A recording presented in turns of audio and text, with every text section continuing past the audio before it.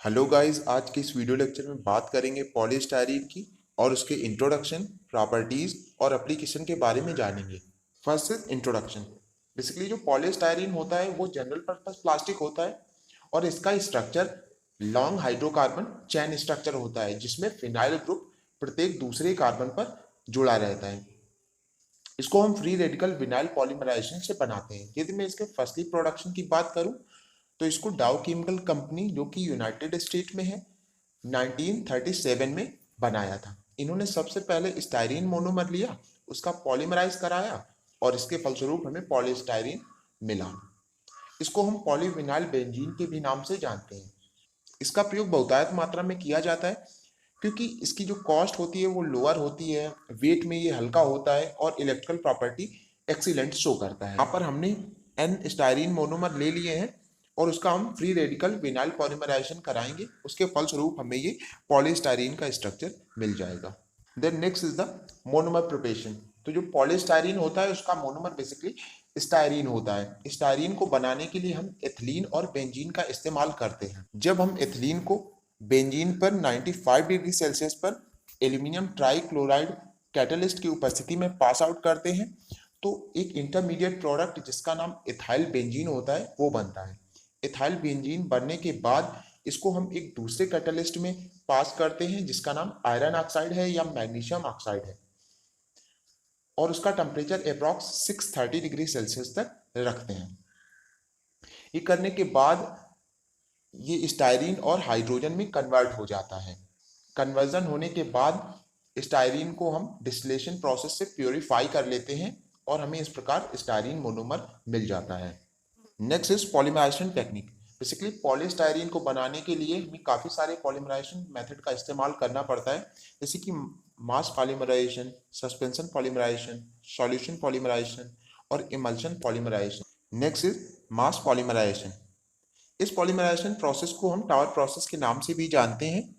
इसमें सबसे पहले हम स्टायरीन मोनोमर लेते हैं और उसका प्री पॉलीमराइजेशन कराते हैं। प्री पॉलीमराइजेशन कराने के लिए एक केटल में जिसका टेम्परेचर 80 डिग्री सेल्सियस होता है 2 दिन तक के लिए रखते हैं, जब तक कि मोनोमर का कन्वर्जन 33 से 35% तक ना हो जाए। देन उसके बाद इस मिक्सचर को जो कि मोनोमर और पॉलीमर का है उसको एक टावर में गुजारते हैं।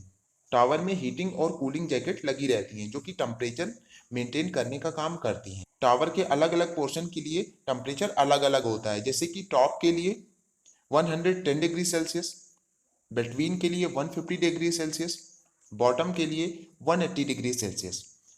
बॉटम का टेम्परेचर इतना हाई होने की वजह से जो मोनोमर का कन्वर्जन होता है वो हाईली होता है और इसके बाद जो इसका बॉटम होता है वो कुछ वी शेप का होता है जिसको हम एक एक्सट्रूडर में कनेक्ट करा देते हैं एज ए हॉपर की तरह।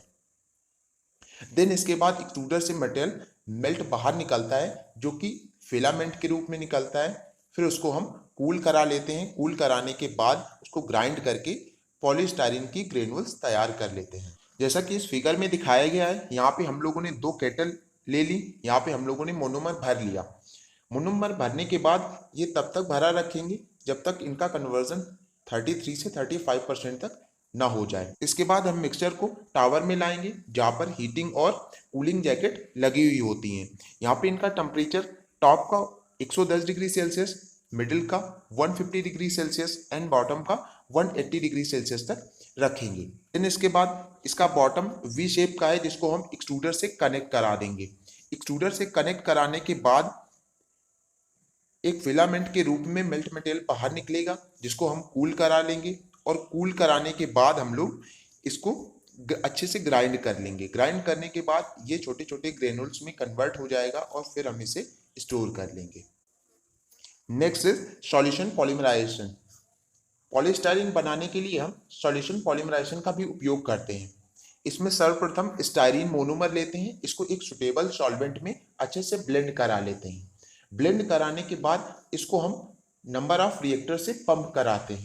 एट द एंड इसका टेम्परेचर 225 डिग्री सेल्सियस तक होता है, जिसके कारण जो सॉल्वेंट है वो रिमूव हो जाता है और जो बचा पॉलीमर है उसको हम कंडेंस कर लेते हैं। कंडेंस करने के बाद हम इसको फिर से एक्सट्रूडर में रखते हैं और देन उसके बाद इसको ग्रेनुल्स में कन्वर्ट कर लेते हैं फिलामेंट बनाते हुए। यहाँ पे हमें एक प्रॉब्लम आती है कि जो सॉल्वेंट की रिकवरी होती है वो टफ रहती है। Next, suspension polymerisation. पॉलीस्टाइरीन को बनाने के लिए हम सस्पेंशन पॉलीमराइजेशन का भी उपयोग करते हैं। इस प्रोसेस में हम मोनोमर को ड्रॉपलेट के फॉर्म में सस्पेंड करते हैं। इसको परफॉर्म करने के लिए हम एक इनिशिएटर लेते हैं और हमें इनिशिएटर लेते समय इस बात का ध्यान रखना होता है कि मोनोमर उसमें सॉल्युबल हो। तो यहाँ पे हम लोगों ने बेंजोइल पेरोक्साइड इनिशिएटर ले लिया है। उसके बाद हम इसमें कुछ सस्पेंशन एजेंट मिलाते हैं जो कि ड्रॉपलेट को कोट करने का काम करते हैं। ये मैंडेटरी नहीं है, ये हमें अगर जरूरत है तभी मिलाएंगे। यहाँ पे जो अनरिएक्टेड मोनोमर रह जाते हैं उनको हम स्ट्रीम डिस्टिलेशन से हटा देते हैं और इसके बाद हमें पॉलीमर मिल जाता है। इस पॉलीमर को हम वॉश करते हैं, देन इसको ड्राई करते हैं। यहाँ पे बेसिकली जो पॉलीमर का पार्टिकल साइज है वो इस बात पर डिपेंड करता है कि जो हम सस्पेंडिंग एजेंट ले रहे हैं उनकी क्वालिटी क्या है और उनका रेट ऑफ एजिटेशन कैसा है। Next is property of polystyrene. तो बेसिकली जो पॉलीस्टाइरीन होता है वो एक ट्रांसपेरेंट मटेरियल होता है और ट्रांसपेरेंट होने के साथ साथ ये रिजिड भी होता है। Next is density. इसकी डेंसिटी 1.054 ग्राम पर सेंटीमीटर क्यूब होती है। देन एमार्फस होने की वजह से इसका ग्लास ट्रांजिशन टेम्परेचर भी होता है जो कि 90 डिग्री सेल्सियस से 110 डिग्री सेल्सियस तक होता है। ये basically linear hydrocarbon structure show करता है और इसके साथ साथ वो एमार्फस नेचर भी शो करता है। एमार्फस नेचर बेसिकली क्यों शो करता है? क्योंकि इसमें बेंजीन रिंग उपस्थित होती है। Then next is benzene ring उपस्थित होने की वजह से ये टॉल्यूइन, बेंजीन या स्टाइरीन में सॉल्युएबल होता है। देन नेक्स्ट इज इसकी जो इलेक्ट्रिकल इंसुलेशन प्रॉपर्टी होती है वो एक्सीलेंस होती है। इसी की वजह से हम इसको वायर एंड केबल जैकेटिंग में इस्तेमाल करते हैं। देन लास्ट, इसकी जो कॉस्ट होती है वो कम होती है और वाटर एब्जॉर्प्शन भी कम होता है। इसी वजह से इसका प्रयोग हम फूड पैकेजिंग में करते हैं। Next, grade of polystyrene. Polystyrene की प्रोसेसिंग के समय उसमें कुछ मॉडिफिकेशन करके हम ये ग्रेड प्राप्त कर सकते हैं। फर्स्ट इज जीपीपीएस या जनरल पर्पस पॉलीस्टाइरीन। जब पॉलीस्टाइरीन बन रही हो तो उसमें हम कोई भी एक्स्ट्रा मॉडिफिकेशन नहीं करेंगे, जैसी है वैसे ही उपयोग करेंगे, तो उसको हम जीपीपीएस कहते हैं। Second, high molecular weight polystyrene या एचएमपीएस। इसमें हम मॉलिक्यूलर वेट इंक्रीज करते हैं सफिशिएंट इम्पैक्ट स्ट्रेंथ प्राप्त करने के लिए। Next is heat resistant grade. इसमें पॉलीस्टाइरीन के सॉफ्टनिंग टेम्परेचर को कम करने के लिए मोनोमर का परसेंटेज कम कर देते हैं। Then next is the easy flow grade. इस टाइप के पॉलीस्टाइरीन को बनाने के लिए इसमें हम कुछ लुब्रिकेंट मिलाते हैं जो कि इंटरनल भी हो सकते हैं और एक्सटर्नल भी हो सकते हैं। Then next is the expanded polystyrene या ईपीएस। इसको बनाने के लिए बेसिकली हम लोग ब्लोइंग एजेंट मिलाते हैं। ब्लोइंग एजेंट को मिलाने के कारण इसमें जो पॉलीस्टाइरीन के बीड होते हैं वो अप्रॉक्स 40 टाइम्स टू 50 टाइम्स तक इंक्रीज कर जाते हैं। Next is processing technique. Polystyrene के प्रोडक्ट को बनाने के लिए अनेक प्रकार की मशीनों की जरूरत पड़ती है, जैसे कि injection moulding, extrusion process, thermoforming and casting. Trade name of polystyrene. जो मार्केट में पॉलीस्टाइरीन ग्रेनुल्स बनाने की कंपनियां होती हैं वे अपने ग्रेनुल्स को मार्केट में किस नाम से बेचती हैं? जैसे डाउ केमिकल स्टाइलन नाम से बेचेगी, सेवरॉन केमिकल्स वाल्ट्रा नाम से बेचती है और इसी प्रकार सुप्रीम है तो सुप्रीम नाम से बेचती है। Then next is application.